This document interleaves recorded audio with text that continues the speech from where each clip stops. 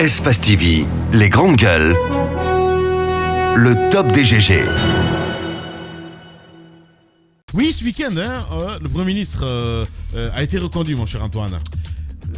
Pas étonnant aux yeux de certains, car avec toutes les tractations auxquelles on a assisté, il y a eu des noms qui ont circulé. Je sais que, on l'a rappelé tantôt, les marabouts ont beaucoup travaillé les nuits, surtout même de jour. Les moutons et bœufs ont été beaucoup sacrifiés. Mais, je sais pas pourquoi. Enfin, avec je sais pas. Je sais pas, Antoine, qu'est-ce qui se passe ce matin? Comment ça? Vous êtes avec les tradis praticiens ce matin, qu'est-ce qui se passe? Marabout, j'en sais rien du tout. Mais c'était normal, je l'avais dit ici, mon cher Antoine. Ouais, vas-y. J'amorce le sujet en allant d'un cas. Pour moi, c'était pas du tout, en fait, une surprise. J'ai dit qu'Assouri a été reconduit, même si de rien, il y a eu des tractations. Il y a un certain Ousmane Kaba qui, à un moment donné, se croyait premier ministrable parce qu'il a commencé à en parler. Il a dit qu'il est prêt, comme l'a fait Kassouri. Ça, c'était face à un sondage. Non. Tu vois, je me suis même moqué de ça, évidemment, sur Twitter, entre autres. Je voyais les Kassouri, ça dit, je suis contre le PM, j'en sais rien du tout. Mais ça partait dans tous les sens. Vous pensez que sincèrement parlant, attendez, sincèrement parlant, la reconduction de Kassouri, ce n'est pas du tout une surprise. Je veux dire, c'était comme ça. Mais qu'est-ce qui va se passer? Est-ce qu'il il sera un véritable Premier ministre? C'est l'autre question qui va se poser maintenant. C'est la grosse question, parce qu'apparemment, il se peut que ce soir, on assiste à la... Hein? Il a promis de lutter contre la corruption ambiante. Non. Encore. Comme il le dit. Il a promis encore. Oui, il a promis encore. Voilà. Ce soir, il se peut que la liste des membres du gouvernement soit dévoilée. Mais ce que j'ai envie de dire par rapport à cette reconduction de Kassouri, il faut le dire clairement, Kassouri certainement s'attendait à être reconduit. Mais la grosse question, comme l'a dit Lamine, est-ce qu'il aura plein pouvoir? Justement. Parce que là, c'est pratiquement le dernier mandat d'Alpha Condé. Et il a envie, selon lui, de développer le pays. Oh, Antoine. Non, il a envie, selon lui, des problèmes là. Selon lui, de développer dernier mandat d'Alpha Condé. Tout est possible, ça, voilà, je le dis maintenant. 6 ans ajoutés. Ce n'est que le premier. Il y en a un autre qui a pris un 6e mandat. Attendez, justement. 6 ans ajoutés à 83 ans, ça fait 89 ans. Allez-y, Antoine. Allez-y, parlant de Kassouri, on a constaté qu'après sa reconduction, il n'y a pas eu de manifestation véritable de joie comme à la première occasion. Non, je n'ai pas vu ça. Les gens sont venus à la maille. Bon, peut-être à son domicile.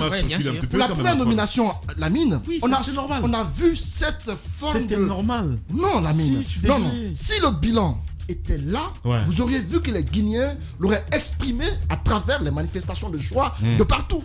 Pour cette fois-ci, ça a été une manifestation mineure à son domicile. Et qui sait si ça n'a pas été commandé par lui-même Kassouri. Parce que pour moi, mais Antoine, il est terrible, ce garçon. Il a quand même un bilan. Non, il a un bilan, je ne dis pas le contraire, mais est-ce que ce bilan-là a répondu aux attentes des Guinéens? Parce que Kassouri a été beaucoup plus ferme, beaucoup plus politique, il n'a pas beaucoup travaillé pour que les Guinéens, surtout le bas peuple, puissent ressentir l'impact de son travail. Et à mon avis, pour ce deuxième...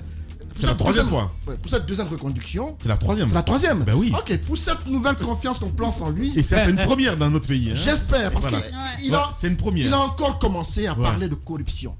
Qui nous épargne de ses promesses inutiles. Mais non, parce que il a le droit. C'est inutile. Il a le droit. Non. Pour moi, il ne s'agit pas de dire je vais faire ça. Antoine. Il faut le faire. Il a dit pour une première fois. Merci. Il n'y a que Paul Diawara qui a payé les frais de la corruption. Non, pas que lui. Il n'y a que lui. Le Nagui. Qui ça? Le Nagui. Il n'a pas été jugé. Chérif. Il n'a pas été jugé. Mais Chérif, ça n'est pas allé loin. Ok, supposons qu'il y ait ça fait un troisième Lamine. Antoine. Un troisième Lamine. Il n'y a plus personne. Il n'y a plus personne. Kassouri est venu en éléphant. Malheureusement, la montagne a accouché d'une souris parce que le bilan de rien n'a pas suivi. La corruption, il n'a pas lutté véritablement contre. J'espère qu'il va lutter contre véritablement la corruption, mais qu'il nous épargne des promesses qui ne portent pas sur le terrain. Les discours, on a trop entendu, on veut des actes. Bien. Allez, merci, Antoine Kouroma. Allez. Non, mais sincèrement, je pense que je comprends sa colère peut-être ce matin. Je dis bien peut-être. Mais si le président ne serait pas intervenu, parce que Kassouri, évidemment, il était bien parti en ce qui concerne, parce que tu parles de corruption, la lutte contre la corruption et tout. Le président serait, en tout cas la présidence serait intervenue évidemment à dire stop, on ne peut pas toucher aux RPGistes entre autres, sinon on ne sera pas là aujourd'hui. Allez-y. Oui, effectivement, c'est effectivement sur ce point que je voulais partir. Vous ne pouvez pas demander au singe de sautiller et vouloir que son fils nage. Et voilà, donc les promesses c'est du puits depuis le sommet. Et c'est depuis le sommet les promesses. Alpha Condé, c'est des grandes promesses. Hier même, un ami disait, mais voilà un camion qui est en pleine chaussée, qui est en panne, alors que le président nous avait promis ici des usines de fabrication de camions. Qu'est-ce qu'on fait avec les vieux camions qui sont là? Si c'est des promesses, on en a eu. Et peut-être bien que Alpha Condé se sent bien à l'aise à entendre également son Premier ministre en faire autant, parce que ça devient la symphonie. Et voilà, la musique, elle devient très belle à l'oreille des gens. Et aujourd'hui, ils reconnaissent. Pensez-vous il reconnaît. Il y aura un véritable changement avec le nouveau Kassory? Je me demande bien avec quelle baguette magique. Ouais. Parce que quelqu'un le disait, vous ne pouvez pas faire les mêmes erreurs avec les mêmes actes et vous attendre à de la nouveauté. Kassory, il l'a dit à sa communication de politique générale devant l'Assemblée nationale, il a pris même les chiffres de la corruption dans notre pays. Et aujourd'hui, je crois, au lieu de nous dire, de poursuivre encore qu'il va aller en lutte contre la corruption, il nous aurait dit d'autres chiffres après ces 3-4 années passées à la primature. Qu'est-ce qu'il a pu faire exactement pour revoir le chiffre de la corruption à la baisse dans notre pays? Mais cela n'a pas été le cas. C'est d'autres promesses qu'on nous donne. On s'attend bien à de bonnes surprises, mais l'espoir, il est très petit. Vous êtes vraiment pessimiste ce matin. Allez-y, madame. Bon, moi j'aimerais bien espérer, parce que Lamine, si nous prenons positivement le talent de Kassory, on pourrait poser des choses. Parce que imaginez quand même ces derniers temps, quand nous prenons les différents actes qu'il a réussi à poser, notamment à neutraliser pratiquement toute contestation en République de Guinée, on ne pourrait pas s'en réjouir. Mais s'il y a quelqu'un qui a permis à Alpha Condé d'obtenir son 3e mandat, c'est bien Ibrahima Kassory Fofana. Moi, j'aimerais qu'on positive ce talent qu'il a là, sa façon de gérer les choses, de neutraliser. Il n'a qu'à transverser ça dans le sens positif, en aidant la Guinée à émerger. Il y a eu des projets quand même, comme Mamori, entre autres, parce que Mamori, oui, la prospérité partagée dont on parle. La prospérité partagée avec Agnès et tout. On pourrait faire mieux, Lamine. On pourrait faire mieux en ne neutralisant pas toute voix contestataire, en ne continuant pas à violer les droits les plus fondamentaux, les droits humains les plus fondamentaux. On pourrait aider le pays à émerger, notamment en respectant les libertés fondamentales, mais aussi en faisant des projets concrets et en ne distribuant pas de l'argent en espèces, mais en aidant les gens à travailler d'eux-mêmes, en montant des projets concrets. On finance des projets avec un suivi régulier qui permettent aux Guinéens, parce qu'il promet quand même de sortir 6 millions de Guinéens de la pauvreté. J'attends de voir cela. Bien, allez. Finalement. Je pense que le président vient de définir l'expression gouverner autrement, au-delà de ce qu'il avait pu dire dans le discours de prestation de serment. La vraie définition de gouverner autrement, c'est cela. C'est-à-dire la fermeté.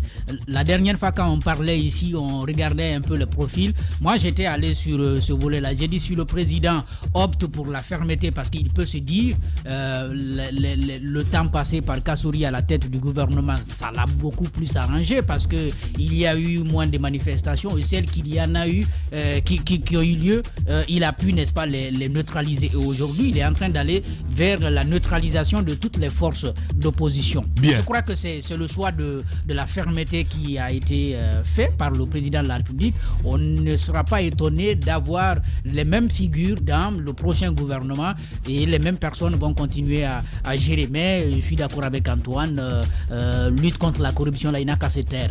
Le mieux pour nous, c'est peut-être de continuer à les accompagner comme ça, parce qu'on sait déjà que ça ne va pas changer. Quelqu'un qui veut lutter contre la corruption ne peut pas défendre un suspect. Et lui, il l'a fait. Il a défendu Zénab Nabaya sans enquête. Voilà. Espace TV, les grandes gueules. Le top des GG. Jeudi dernier, je le disais tantôt dans cette émission, Aboubacar Souma lui reprochait d'avoir accepté, mon cher Moussa Moïsila, de servir de top au sein du SLEG, et pour cela, il aurait aperçu donc 150 millions de francs guinéens au sein du SLEG. On essaie d'en parler ce matin, évidemment, avec l'invité qui s'est déjà installé dans ce studio, qui n'est autre que monsieur Oumar Tounkara. Il fait dans la communication digitale. Oui. Il nous a sorti un téléphone portable ici qui est très vieux, pour démontrer un tout petit peu qu'il n'a rien reçu. Vous pouvez le sortir encore? Ouais. Oui. C'est pas possible. Non, mais tout ça c'est fait. Vous savez, il faut décoder les choses. Ouais. Il rentre dans le studio, il nous sort ça. Technode qui date du 19e siècle. Vous avez vu le téléphone comment il est mal en point. Tout ça pour nous dire que il n'a pas reçu 150 millions. Il n'a pas reçu 150 millions. Mais ça ne va pas nous surprendre. Monsieur Tounkara, bonjour. Ça aussi c'est très vieux. D'accord. Monsieur Tounkara, bonjour. Bonjour, monsieur Silla. Bienvenue dans les grandes gueules. Je voudrais que vous souleviez ça un peu. On va soulever. Il Ici. veut descendre un peu la chaise. Ah bon? Le technicien va essayer de l'aider. Il n'y a pas de souci. Allez. Attention, non, il n'y aura pas d'argument. Vous allez pouvoir parler. Approchez-vous un tout petit peu. Approchez. Voilà. Ça va? Ça voit pas. Alors, donc monsieur Tounkara, vous avez suivi avec intérêt le passage d'Aboubacar Souma dans le studio des Grandes Gueules. Vous nous avez envoyé quelques messages à des animateurs dans ce studio et autour. Il a fait des révélations sur la cassure entre vous et lui, mais également votre départ du SLEG. Alors, expliquez-nous d'abord sur les cas de corruption. Avez-vous reçu cet argent-là des mains d'un haut commis de l'État? Merci, monsieur Silla. Merci au groupe Adafo Média. Merci aux animateurs de l'émission Les Grandes Gueules. Avant que je ne réponde à cette question que vous m'avez posée, je ne voudrais pas faire dérogation. Je voudrais saisir l'occasion que m'offre cette invitation, ce droit de réponse, pour vous souhaiter à vous tous, à vos familles, à vos proches, à vos collaborateurs, aux autres qui réalisent les autres émissions, bonne et heureuse année 2021. Merci. Que l'année 2021 soit pour vous une année de santé, Amen. de prospérité, Amen. d'amour, Amen. de tolérance, Amen. de compréhension mutuelle, Amen. de succès Amen.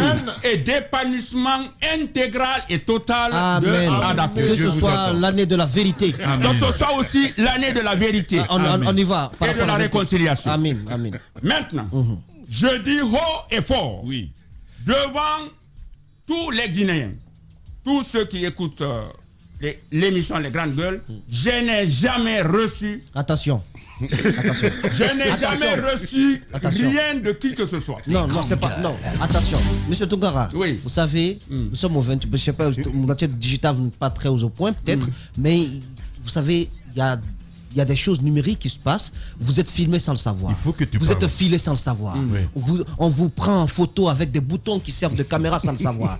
Vous savez, ça c'est le digital. Ok. Alors, faites attention à ce que vous allez dire ce matin. Merci. Vous avez reçu cet argent. Monsieur Souma l'a dit. Il a admis, lui, qu'il a reçu la RAV4. Les conditions dans lesquelles il a reçu cette voiture. Il a expliqué. Il est venu présenter la voiture au bureau exécutif. Le bureau lui a dit, monsieur le secrétaire général, vous pouvez prendre la voiture. Maintenant que nos revendications sont satisfaites. Vous également.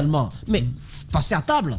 Je vous dis, je vous mets au défi. Oui. Vous, messieurs là, je sais que vous êtes un inspecteur de police ou un commissaire. Vous êtes un journaliste d'investigation. Effectivement. Présentez-moi des images où je suis en train de recevoir de l'argent. Je n'ai jamais reçu de l'argent. Je ne vais pas monnayer mon honneur, ma dignité. Abakar a reçu. Ce qu'il a reçu est tangible et visible. Il a la RAV4.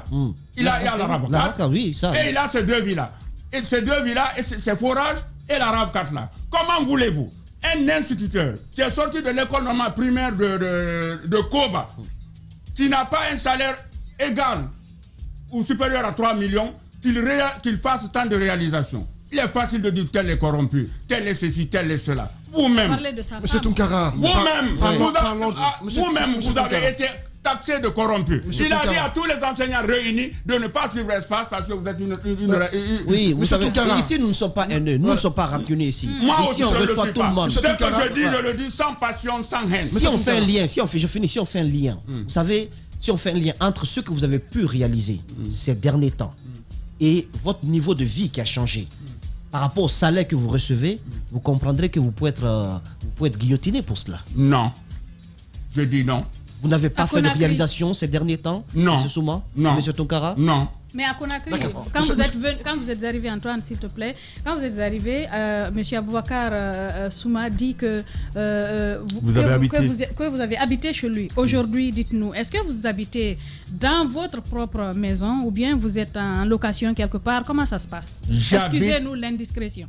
J'habite dans une maison, dans une annexe qui a été construite par mon neveu, au quartier 54 à Koya. Okay. Je loge avec un mécanicien. Maître Négué, il a une annexe, il a une chambre et un salon. J'occupe la deuxième chambre et un salon. Vous pouvez y aller vérifier. Je n'ai pas de maison. Alors, pourquoi cet acharnement à la fin de compte? Moi, j'ai envie qu'on revienne. Est-ce que c'était un acharnement? C'est bel et bien un acharnement. Pourquoi a-t-il quitté Kindia?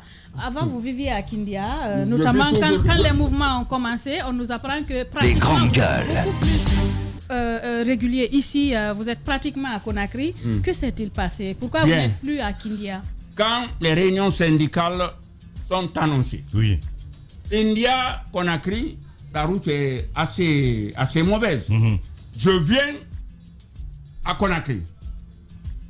J'assiste aux réunions syndicales. J'ai des frères qui ont des maisons, mais qui sont polygames. Et comme à Conakry, dans beaucoup d'endroits, les gens dorment presque à tour de rôle, j'ai préféré aller là où mon neveu a construit pour y rester.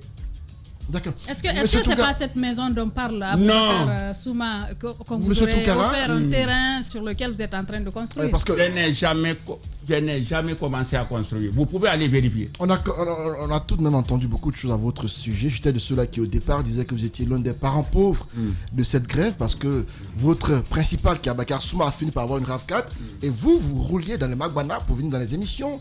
On a vu tout de même dans quelles conditions vous viviez, alors que beaucoup pensaient que vous deviez sortir de cette galère. Dites-nous clairement, parce qu'on vous a vu tout de même chez Kassouri Fofana.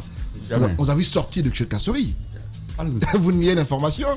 Vous n'avez jamais été chez Kassouri Fofana. J'ai été chez le Premier ministre en compagnie de M. So, et ça, c'est à la primature. Non, pas du tout. À son domicile privé de Lambani, on vous y a vu.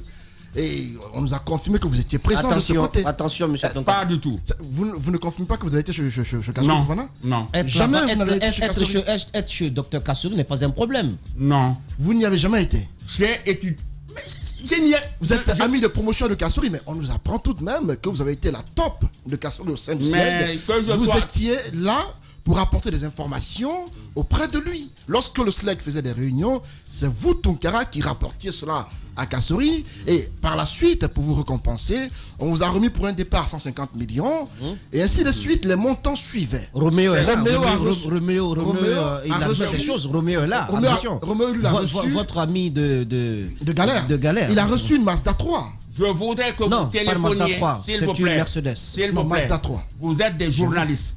Vous récoltez l'information, vous l'analysez et vous l'interprétez. Je n'ai jamais reçu quoi que ce soit de qui que ce soit. Les raisons alors, de votre cassure avec Aboubakar Souma, c'est quoi le différent? C'est l'argent qui peut diviser les gens. Si vous dites que ce n'est pas l'argent, qu'est-ce qui s'est passé? Je vous explique. Oui. Le syndicat est une organisation pour la défense des intérêts matériels, moraux, professionnels des travailleurs. J'ai été élu au bureau du SLEG, au bureau exécutif. Et dans ce bureau, Aboubakar Souma en a fait une gestion opaque, chaotique.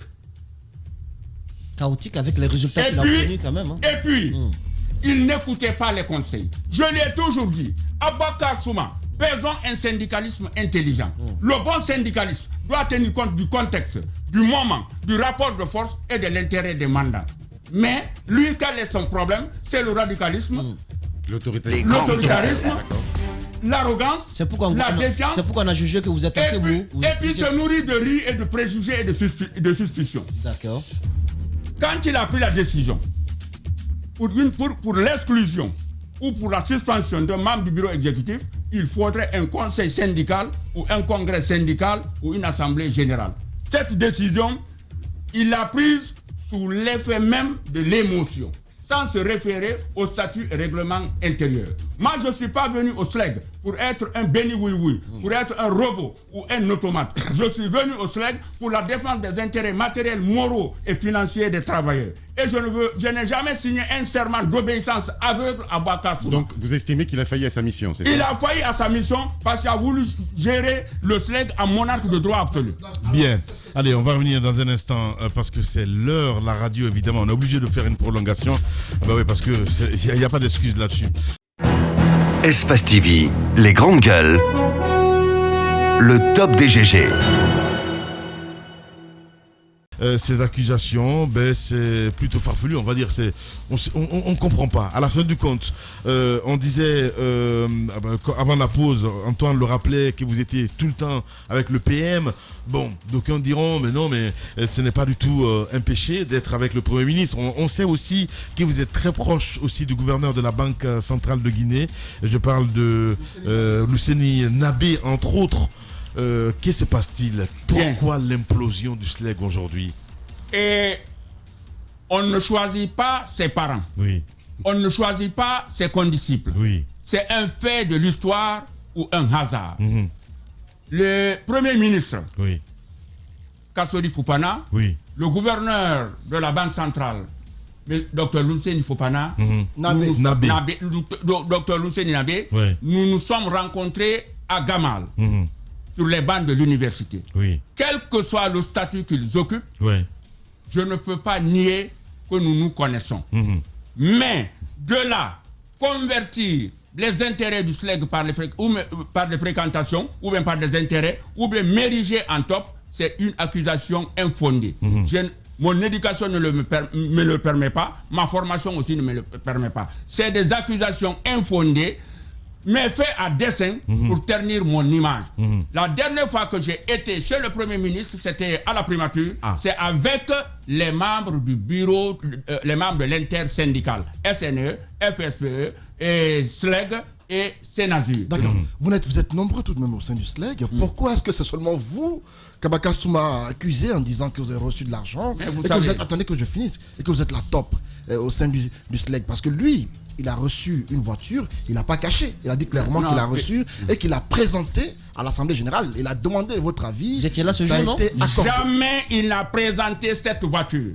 S'il y a une voiture qui suscite tant d'interrogations et qui a 1001 origines, c'est bien la RAV4 là. Mais le registre, c'est-à-dire... Mais, s'il vous plaît, comment est-ce qu'il a présenté ces deux villas qu'il a eu en moins de 2 ans? Il a dit que sa femme vend le riz. Mais comment voulez-vous... Attendez, sa femme vend le riz à Kaloum, où les ministres viennent manger également des grands cadres.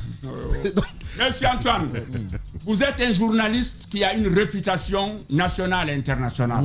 Faites la différence entre le faux, le vrai et le vraisemblable. D'accord. Comment une gargote de fortune qui est sous une tente, qui ne peut pas faire un chiffre d'affaires qui dépasse 100 000, comment à partir de ça on peut avoir s'il vous plaît, 2 villas, une voiture RAV, des forages, envoyer ses enfants à l'extérieur en Tunisie, supporter les frais. Non, il a justifié cela, par exemple. Attendez, vous lui reprochez de jeter l'anathème sur vous, ne jetez pas non plus l'anathème sur lui. Il a justifié l'envoi de sa fille en Tunisie par une bourse d'études. Donc là, vous êtes aussi en train de faire la même chose. Parce qu'elle a bien travaillé. Elle a eu une bourse, elle a bien travaillé. Là, vous l'admettez ou pas? Je suis d'accord qu'elle a bien travaillé. Ouais. Mais, pourquoi elle me reproche, moi aussi, d'être logé chez mon neveu? Alors, ce que je veux vous dire, monsieur Tonkara, sur l'action de 8 millions ou rien, vous aviez une position différente de celle d'Abaka Souma. Pourquoi? Sur les 8 millions, j'étais partant. Je suis partant. J'étais partant d'ailleurs. Je lui ai dit qu'on veut les 8 millions. Mais moi, comment on va les 8 millions? Les philosophies, c'est là où on a divergé. Moi, je veux les 8 millions de façon progressive. Lui veut les 8 millions tout et tout de suite. Mais c'est son côté dictatorial. En 2019, je veux vous faire une révélation qui va vous surprendre. Excusez-moi, je dis révélation. En janvier 2019, le gouvernement nous a promis une augmentation de 4 millions de primes par enseignant. Il a dit niet, que tant que c'est des primes, il n'accepte pas. J'ai dit, mais quand l'employeur te propose un montant, tu as demandé 8 millions, qu'on appelle ça prime, qu'on appelle ça encouragement, qu'on appelle ça motivation, qu'on appelle ça gratification, quel que soit le mot qui accompagne les 4 millions, la logique syndicale, le principe de flexibilité, le principe d'opportunité, le principe de gain voudrait qu'on prenne les 4 millions là, on intègre sur les salaires des enseignants, après on se bat pour les... Il dit mais tant qu'on n'intègre pas ce montant-là sur le salaire initial, il ne prend pas. Mais j'avoue, un syndicaliste n'est pas un homme qui foule les intérêts des travailleurs, mais il cherche à gagner. Le syndicalisme, c'est comme le footballeur, c'est comme le chasseur. Il doit chercher l'intérêt. Donc, sa philosophie, son radicalisme, son arrogance, le fait de s'opposer, de dire que c'est sa philosophie seulement qui marche, de ne pas écouter, c'est ce qui nous a... Vous pensez que c'est son intérêt personnel qui suit? C'est son intérêt personnel qu'il défend. S'il te plaît, non. Le verre dans le fruit. Ça serait bien qu'on se fixe sur les fonctions et non sur les personnes. Et je voudrais que vous l'appeliez, s'il vous plaît. Non, Lamine. Attendez, Moussa. Ce que je dis ici, c'est faux ou vrai, je voudrais que vous l'appeliez. Monsieur Souma, et j'ai des témoins oculaires et auriculaires. J'ai envie de comprendre. Oui. Vous nous apprenez ce matin, vous faites des révélations à dire en janvier 2019, le gouvernement aurait cédé à vous donner 4 millions de francs guinéens sur les 8 millions que vous avez demandé. Oui, sous forme de prime. Sous forme de prime. Il a dit non. Il a dit non. Oui. Okay. Sur l'action de Sceaux,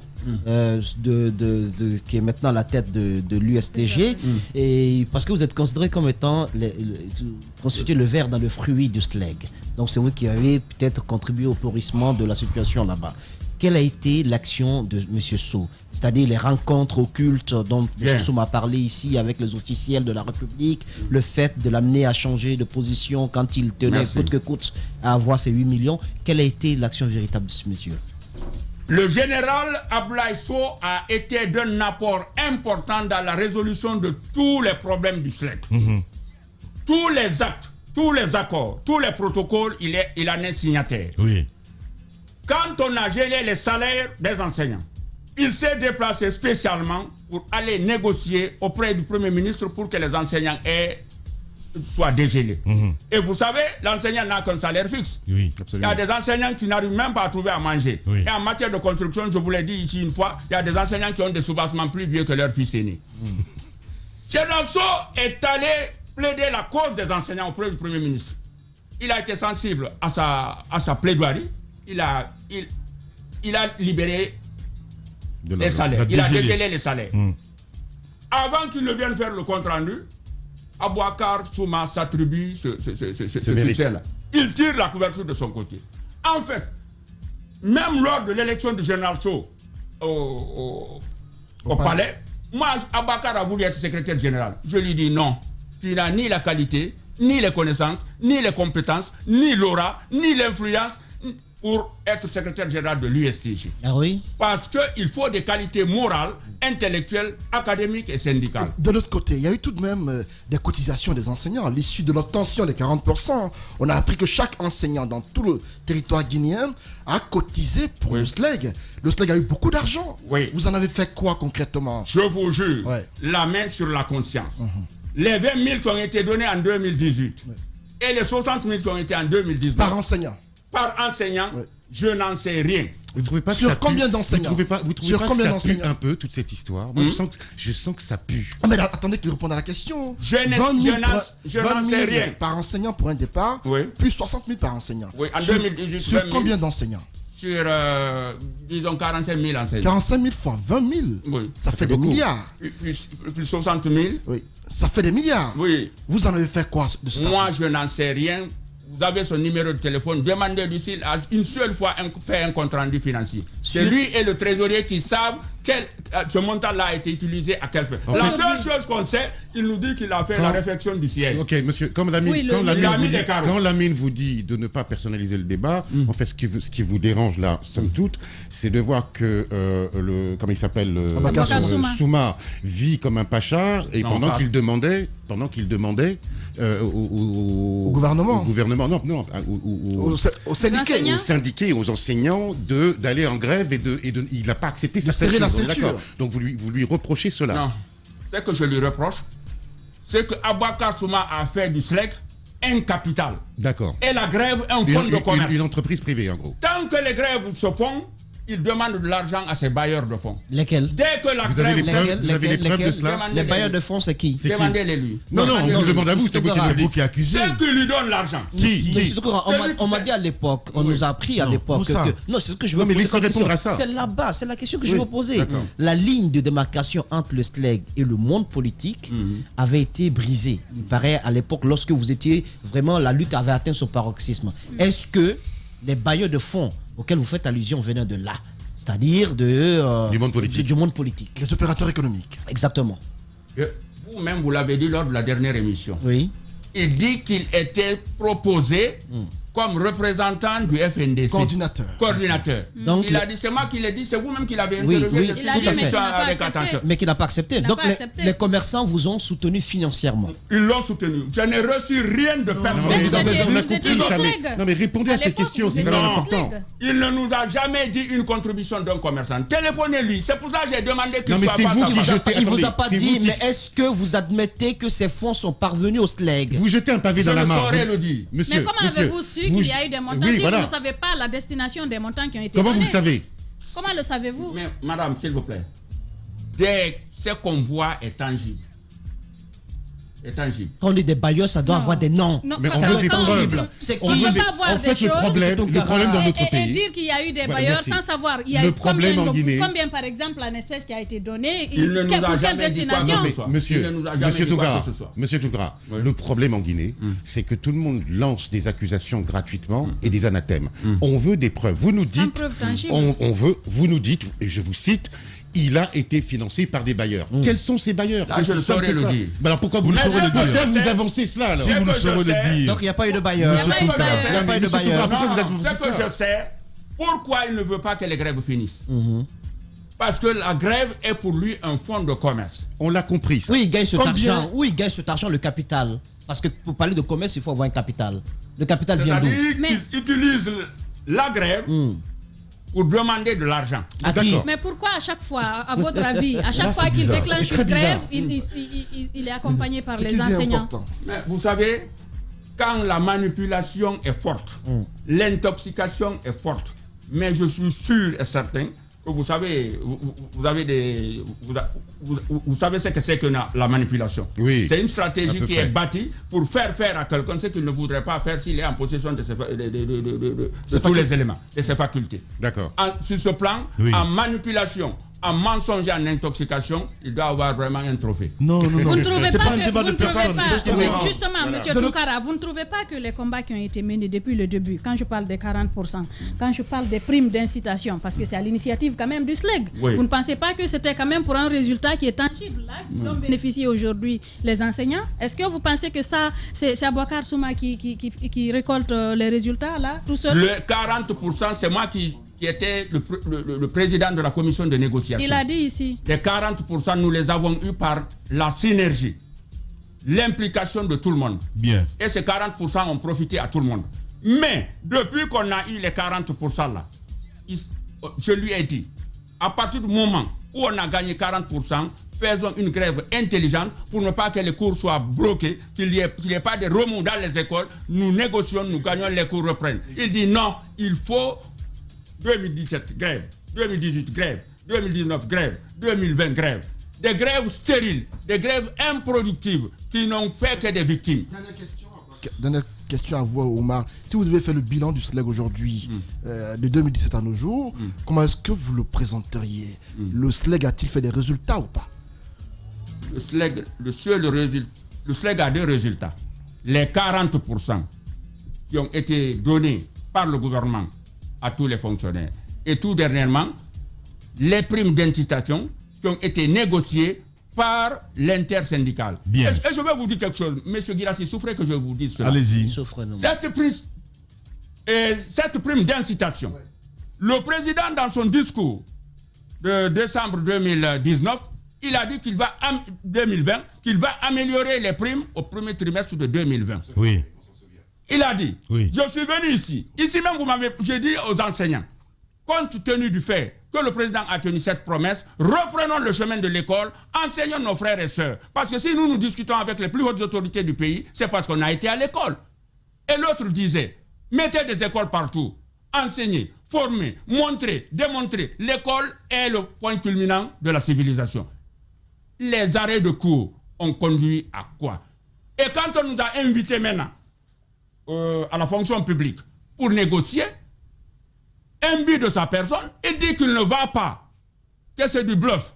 C'est un gouvernement de ceci ou de cela. Moi, je n'ose pas dire ce qu'il a dit. Nous sommes allés. Si le recensement qu'il a proposé, et même ce recensement, on lui avait dit de ne pas se mêler, c'est pas le rôle, de ne pas nous mêler, c'est pas le rôle du syndicat. Celui qui a dit ça, c'est un Fali Keita, qui a membre du bureau exécutif, qui a dit à réunion de bureau, ne nous mêlons pas du recensement. Le recensement doit relever de la fonction publique. On a recensé. On n'a eu que 15 milliards. Ces 15 milliards repartis, chaque enseignant devrait avoir 320 000 francs.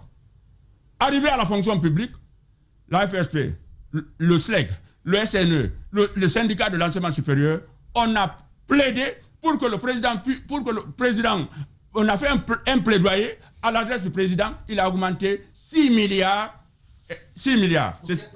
aux 15 milliards 750. C'est ce qui a donné 21 milliards 750, c'est ce qui a été réparti entre les enseignants. Quand on a donné en janvier, vous-même vous m'avez posé la question ici, est-ce que j'ai compris? Non, je n'ai pas fini. Quand on a donné l'argent là, cet argent a été reparti. Les enseignants de Conakry, 450 000. Les capitales régionales, 600 000. Les préfectures, 750 000. Les sous-préfectures, 1 million. Les villages et districts, 1 300 000. Moi, je crois, c'est le quinqueliba qui a besoin du sucre et non inversement.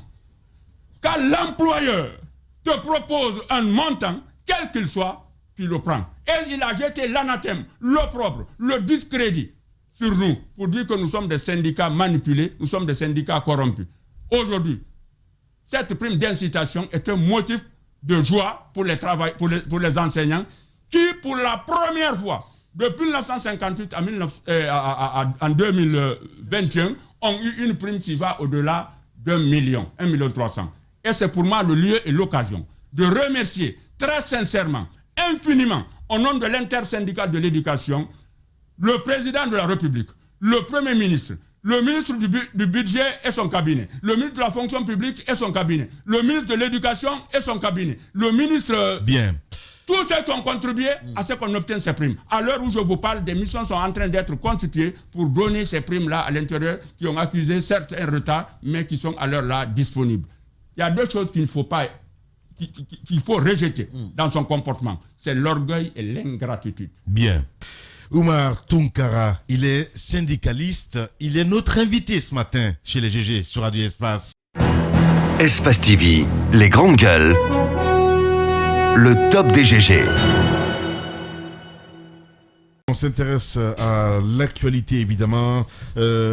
Crise de pain, derrière l'arrêté, la crise du blé. Hein, c'est qui signale ça? Oui, vous savez, depuis quelques jours, on est en train de vivre cette réalité. Ouais. Il y a un arrêté qui avait été pris par le ministre Bigop et on a dit c'était au lendemain justement de la démission du gouvernement. Les gens se sont posé la question, est-ce qu'il était en force, est-ce qu'il était disons à même de prendre un arrêté pour prendre une telle décision, augmentant, n'est-ce pas, le prix du pain et donc de la farine. Et la vérité, c'est qu'il y avait eu une rencontre au préalable au département et quand l'arrêté a été pris, le président a très mal accueilli ça, donc il aurait donné des instructions pour qu'on revienne sur la décision, ce qui a été fait, sauf que dans les faits, dans les quartiers, on continue encore à vendre le pain. Malgré la rencontre d'hier, ou avant-hier, je sais plus, parce que j'ai regardé ça dans le journal. La rencontre a eu lieu hier, mais avant ça, parce que ce matin, bon, moi j'ai pas été à la boulangerie, mais ce que je sais, jusqu'hier, on continuait encore à acheter le pain. Ce matin, moi j'ai acheté le petit pain à 2000. À 2000. Voilà. Okay. Donc il y a donc matière à s'interroger. Les informations que nous avons, c'est que il y a une réalité, il y a le prix du blé qui a augmenté. Voilà, sur le plan international. C'est dû au fait que les agriculteurs ont rencontré quelques difficultés, que ce soit en Russie ou en Égypte, d'où nos compatriotes importent, n'est-ce pas, cette denrée pour approvisionner, n'est-ce pas, leurs industries à partir de la Guinée. Donc il y a donc cette vérité-là qui s'impose. On aurait aimé quand même que le gouvernement, ou disons le le président de la République, au-delà de la décision qu'il prend de diminuer, n'est-ce pas, ou bien de maintenir le prix à son état actuel, ce qui est normal, ce qui est bénéfique pour la population, il va falloir quand même rencontrer ces opérateurs économiques et puis obtenir peut-être ou bien accorder quelques faveurs, parce que c'est le gouvernement qui gère l'importation d'une certaine façon. S'il y a des allègements à ce côté, je crois que ça pourrait faciliter le travail des boulangers, n'est-ce pas, sur le terrain. Vous savez très bien, quand nous étions en pleine crise de coronavirus, on avait demandé ce type de gestes venant, n'est-ce pas, du gouvernement. On avait demandé des gestes sur le carburant, on n'a pas obtenu. On avait dit qu'on allait geler le prix sur les denrées alimentaires, notamment le riz, l'huile, mais également la farine. Ce qui a été fait, parce qu'on a pu le constater. Si au terme de cette période, on se retrouve avec ces difficultés, c'est qu'on se rend compte que, en tout cas, à l'interne, on ne peut pas encore tenir, face à une crise alimentaire qui est incitée à partir de l'étranger. Oui. Le problème, moi, je disais, il faut peut-être poursuivre des réflexions au-delà de cette crise ponctuelle. Le blé, quand même, ce sont des céréales. Nous avons beaucoup de céréales que nous cultivons ici dans notre pays. Peut-être qu'il faut, dans les campagnes agricoles à venir, au lieu d'encourager davantage la culture d'acajou, qui n'est pas mauvaise en foi, il faut peut-être penser aussi à la culture, à produire, n'est-ce pas, le blé, parce que le blé, je crois, c'est la céréale, la deuxième céréale la plus consommée dans notre pays, à travers le pain. Après le riz, je crois, ça vient le pain automatiquement, quelles que soient les régions, on se retrouve chaque matin avec le pain, et même le soir parfois pour les plus gourmands. Ouais. Espace TV, les grandes gueules. Le top des GG. Allez, on va essayer de partir, Daouda, mais avant de vous donner la parole avec cet élément, évidemment, cette rencontre qui a eu lieu hier entre le ministre Big Up et les professionnels, évidemment. On va essayer de suivre cet élément et derrière, on revient. Pour éviter le chantage, la spéculation et les surenchères autour de la vente du pain, le ministre du Commerce, l'Union nationale des boulangers et les associations des consommateurs ont échangé sur comment respecter les instructions du chef de l'État. Le président a estimé que compte tenu de la pandémie et des conséquences de la pandémie sur les activités économiques du pays et de toutes les entreprises, c'était ni le moment, ni la période pour perturber le marché ou créer de la surenchère. Donc il a donné des instructions fermes dans ce sens. Et, écoutez, moi je suis au service du président de la République en tant que ministre chargé du commerce, donc d'appliquer la politique du gouvernement conformément aux engagements du président vis-à-vis de la population. Donc je reçois des instructions, je les exécute. Les préoccupations du président guinéen seront respectées, certes, mais il doit discuter directement avec les industriels pour trouver une solution pérenne sur la crise de farine qui plane. Pour l'heure, c'est la sensibilisation qui est prioritaire. Demander d'accompagner la sensibilisation sur le terrain auprès des boulangers pour revenir sur le prix habituel de pain et dérivés. Comme le président a demandé pour qu'on revienne sur l'ancien prix, en attendant qu'il se rencontre avec les industriels. Vous savez que c'est les industriels qui nous donnent la farine. Aujourd'hui, ce qui fait peur, que la farine, les boulangers n'ont pas la farine. Les associations des consommateurs ont accepté d'accompagner le ministère du Commerce dans la sensibilisation. Le respect des mesures édictées et le respect du poids des pains sont des préoccupations. Tout le temps, nous assistons à une augmentation du prix du pain, mais personne ne parle du poids. Et nous avons constaté que vraiment, le poids du pain n'est pas du tout respecté. Tous nos boulangers, qui sont aussi des consommateurs, qui sont des citoyens, d'être citoyens jusqu'au bout. De passage, le ministre et ses cadres ont expliqué leur volonté d'aller en guerre contre les boissons frelatées, la chicha et de tous les produits impropres à la consommation. Espace TV, les grandes gueules, le top des GG.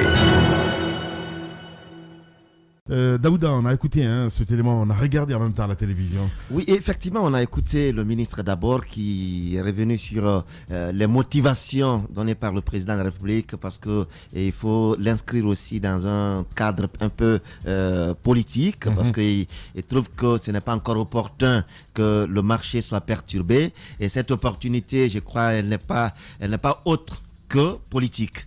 parce qu'on est en train de former le gouvernement, on est en train de faire comprendre aux gens c'est quoi le concept de gouverner autrement, et qu'est-ce qui doit être contenté ou pas. Tout cela concourt aujourd'hui à maintenir la quiétude sociale dans le pays. Ouais. Mais de l'autre côté, Moussa le disait tout à l'heure, on ne peut pas revenir sur une décision. D'abord, cette décision à une période où vous n'êtes que des provisoires et vous engagez le pays dans une dynamique. Je me dis que le ministre, certes, il s'est concerté avec la primature et l'écho est parti vers le président de la République qui aurait donné son aval pour cela, même s'il est revenu après les échos qu'il a eu auprès de la population. Mais ce n'était pas opportun pour le ministre quand même, dont le gouvernement a démissionné, de prendre une telle décision. Ce n'est pas une petite décision. Peut-être que ça n'a suffi que sur une page, mais son impact dépasse cette page. Il l'a pris et le président est revenu. Ce que je n'ai pas apprécié, le président, le fait de revenir, c'est très bien. Et il a tenu compte un peu de la souffrance ou des souffrances de la population. Mais aussi, il a oublié ce que les industriels peuvent subir, ce que les boulangers peuvent subir, et sans aucune mesure d'accompagnement. Aujourd'hui, la farine qui vient, ça passe par le port. Oui. Et c'est dédouané, il y a des taxes et autres qui sont payées. Est-ce qu'en invitant le ministre du Commerce à annuler son arrêté, il n'était pas nécessaire de dire au ministre du Commerce de se concerter avec le ministre du Budget, la direction générale des douanes et autres, voir comment on peut se racheter sur les taxes, les frais de dédouanement et autres qui pourraient permettre à ces industriels de survivre. Mais cela n'a pas été le cas. L'arrêté est sorti, un autre arrêté vient pour annuler. Peut-être aujourd'hui, on va se réjouir, nous qui consommons dans les quartiers, on va se réjouir, le prix est revenu à la normale, oui. Mais ça va être pour combien de temps? Ouais. Ce n'est pas partout. Ouais. Non, oui, je ne sais pas si tu as fini ou pas. Non, vas-y, je n'ai pas fini. Il n'a pas fini pour ça. Non, mais il m'a donné, c'est mon nom, quoi. Il m'a dit de partir. Alors, la spéculation va bon train. Oui. Parce que ce qui se passe, aucun des gérants de ces minoteries n'a l'audace de dire au président de la République, chef, on ne peut pas respecter votre décision. Personne ne le dit. Ouais. Mais au fond, ça bouillonne. Au fond, ils ne comprennent pas. Au fond, ils ne vont pas l'appliquer. Oui. Ils vont faire quoi? Ils vont créer la rareté. Ils ne vont pas produire les quantités qu'ils produisaient de façon journalière. Et déjà, ça se fait sentir à l'intérieur du pays. Donc, dans les jours à venir, vous allez vous rendre compte que le prix du pain ici à Conakry n'est pas du tout le même que le prix qui est appliqué à Yomou. Et c'est comme ça va continuer. Il faut que le ministre prenne son courage. Je ne sais pas s'il sera confirmé ou pas, parce que c'est une chose de confirmer. Alors, il faudrait que, en tout cas, que les autorités de ce pays-là se concertent avec les industriels, qu'ils invitent l'association des boulangers et des consommateurs pour parler de la structure du prix. S'ils ne le font pas, je pense que ces instructions du chef de l'État seront bafouées et bonjour à la spéculation, parce que déjà ça a commencé. Il y a certains qui sont fournis en sac de farine, d'autres ne l'ont pas, et ceux qui sont fournis savent qu'ils n'ont pas la quantité qu'ils avaient l'habitude d'acheter, et du coup ils vont multiplier également le prix de la baguette. Voilà. On avait écouté la crainte, la rareté, il a dit. La rareté, en plus de la rareté, mais aussi le poids qui risque aussi de diminuer. Elle l'a dit là-dedans. Voilà. Le poids va diminuer. Et ça, c'est son angoisse à la télé. Lorsqu'elle parlait du poids, il respectait le poids du pain. Oui. Donc, c'est tout cela aujourd'hui. Je me suis dit que la décision du président, elle a été trop populiste, mais quelle va être sa longévité et quelle va être sa portée? Parce qu'aujourd'hui, c'est la vraie question. C'est la vraie question qu'on va se poser. Parce que le président, il a fait cela, les autres vont se dire, bon d'accord, puisque c'est le président, et alors on va faire, mais comment? Ça, c'est une question qui se pose. Il faut aujourd'hui que le président accepte d'ouvrir davantage les concertations, que cela ne se limite pas à cette table ronde qu'on a vue, mais il faut aller en profondeur de la question. Qu'est-ce qui est possible, qu'est-ce qui est faisable aujourd'hui avec les boulangers, avec les différentes structures, mais qu'on ne se limite pas à la seule table du ministre. Il faut connaître le problème et y apporter les solutions qu'il faut. Pas des solutions idoines, mais des vraies solutions, parce que ces solutions doivent être durables pour permettre à la population de consommer bien le pain, mais aussi aux industriels de bien fonctionner. Jacques le disait à l'entame de son intervention. On fait beaucoup de campagnes d'agriculture dans notre pays. Le riz dont on a privilégié tant, est-ce que depuis 10 ans, l'importation de riz a diminué dans notre pays? Ça n'a pas diminué l'importation. Ça a plutôt augmenté. Et au même moment, on dit qu'on fait la promotion de l'agriculture dans notre pays. Quelle est la portée aujourd'hui de cette promotion locale, de l'agriculture locale qu'on fait? Moi, je n'en vois pas. Alors, il faut aujourd'hui que les réflexions portent mieux sur ce que nous annonçons et ce qui se passe sur le terrain pour savoir est-ce que la campagne qui est menée, elle a des résultats. Est-ce que, je ne sais pas, le riz dont on a chanté tant, est-ce qu'on produit au maximum pour diminuer un peu l'importation? Tout cela doit être aujourd'hui des questions qui doivent être posées et quelles solutions trouver pour quand même satisfaire les populations. Un mot juste par rapport au four moderne que le chef de l'État avait envoyé à l'époque. Je finis rapidement parce que vous vous rappelez, il y avait une crise également qui avait plané dans le secteur. Et alors le président, dans son calcul pour éviter qu'il y ait des grèves qui touchent des secteurs névralgiques de notre pays, il a fait importer des fours modernes qui sont venus dans des conteneurs. Vous avez peut-être pu voir tout cela. C'était dans le but un peu de contrecarrer l'association des boulangers qui il n'a pas trop confiance à cette association. Il pense qu'elle serait un peu à l'image du Goa. Donc du coup il fait venir exactement. Donc il fait venir ses fours, un vrai politique et un vrai politicien parce qu'il installe ses fours, mais il les confie à des minoteries. C'est-à-dire qu'il envoie de petites usines de fours modernes qu'il confie à de grandes usines qui occupent le même marché. C'est-à-dire qu'il demande aux minoteries de faire dans la formation, de faire dans le recrutement et autres pour le fonctionnement de ces fours. Mais qui va s'occuper de leur usine? Donc les fours modernes sont en train de devenir des fours archaïques et vétustes dans ces différentes minoteries. Vous pouvez aller les voir, les poussières font office de farine là-bas. Allez-y Antoine. Rapidement, je voulais rappeler cette histoire de four parce que Papa Promesse à l'époque, lors des campagnes électorales, n'a pas cessé de rappeler qu'il va mettre en circulation des fours qui vont nous produire des milliers de pains par heure ou par jour. Sauf que cette promesse, encore une fois, n'a pas été respectée, comme beaucoup d'autres d'ailleurs. J'imagine que dans les jours à venir, il va encore rencontrer les industriels pour discuter à la télévision afin de montrer aux populations qu'il est préoccupé par la situation qui prévaut. Et il va encore faire souffrir ces industriels. À l'époque, j'écoutais le PDG de Sonoco qui avait du mal à s'adresser au président entre le vous et le tu, lequel des termes employés. Et donc, je me dis que le président va rester dans cette posture de vouloir se faire plaire aux populations sans apporter de solutions véritables. Qu'il arrête ses promesses et qu'il nous trouve des solutions à long terme afin qu'on puisse vivre mieux. Il faut dire que le gouvernement n'a pas d'excuses parce que le plan de riposte économique qui avait été présenté par le Premier ministre, c'est la population qui l'a financé à travers le prix du carburant. Les grandes gueules. On a beaucoup bataillé ici pour obtenir, n'est-ce pas, la baisse du prix du carburant parce qu'on avait exigé que le nombre de passagers soit réduit dans les taxis. Ça n'a pas été accepté. Donc les populations ont payé le double du transport pendant au moins plusieurs mois avant que les étudiants nous sortent de cette situation. Donc je pense qu'aujourd'hui, on ne peut pas trouver d'excuses comme quoi on a beaucoup dépensé pour lutter contre le coronavirus. C'est la population qui a payé. Donc il faut faire en sorte qu'une nouvelle crise alimentaire ne vienne pas nous attaquer au tout début de cette 4e République qui fait déjà peur. Bien, vous êtes chez les GG. Espace TV, les grandes gueules. Le top des GG.